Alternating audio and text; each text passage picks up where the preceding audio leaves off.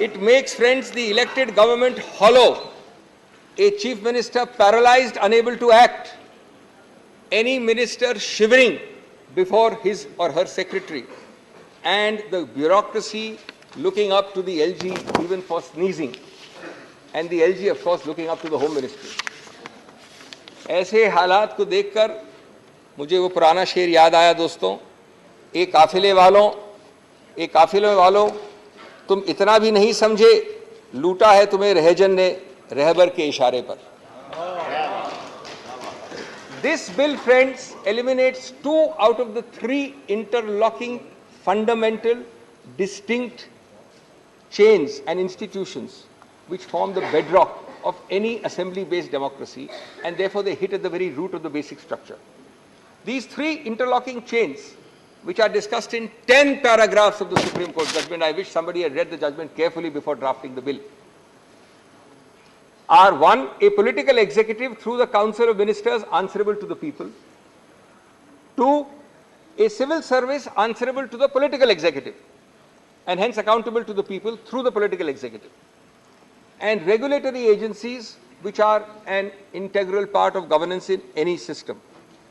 The bill simply eliminates number 2 and 3. Out of 3, it takes away 2.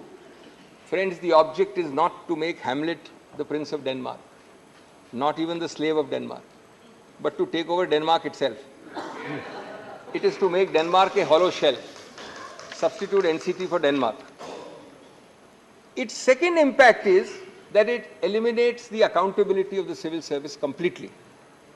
In doing so, it eliminates the very concept of Westminster-style democracy, which Delhi is supposed to be fully Westminster-style minus 3 subjects only.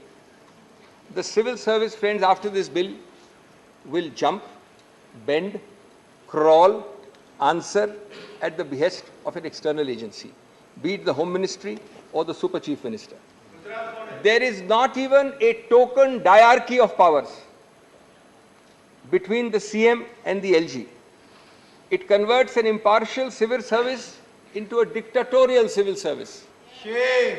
It gives a real example of that forgotten serial which I love to watch and all of you have watched. Yes, Minister.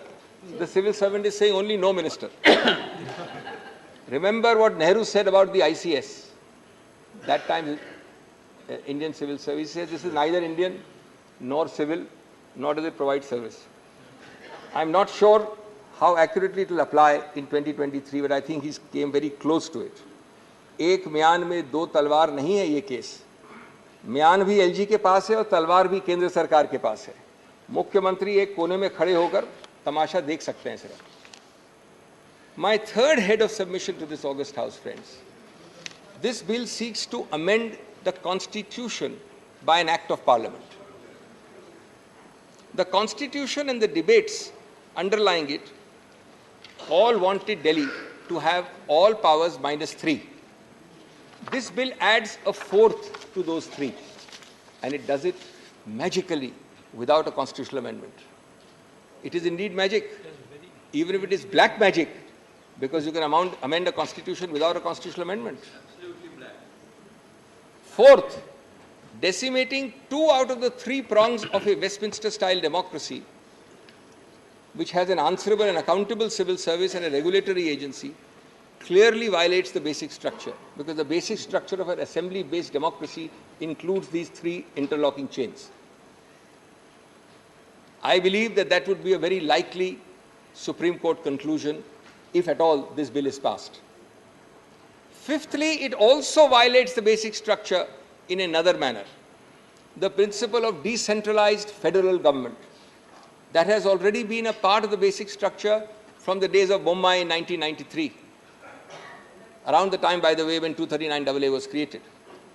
If there is one animating bedrock philosophy underlying 239AA, it is decentralized federal governance. Otherwise, why not keep Delhi as a mere large municipality under central government's control? Advani ji हुआ करते थे बहुत बड़े अधिकारी ऐसे municipal setup में पहले. Why not a mere union territory? You know, there are 10 of them. Delhi is the only one to have been given the constitutional status by a constitutional amendment. no other union territory. Why? Para 77 of the 2023 judgment partly answers that. I quote, "In the spiral of cooperative federalism, the Union of India must exercise its powers within the boundaries created by the Constitution. NCT Delhi, in having a sui generis federal model, must be allowed to function in the domain chartered for it by the Constitution. The Union and the NCT share a unique federal relationship.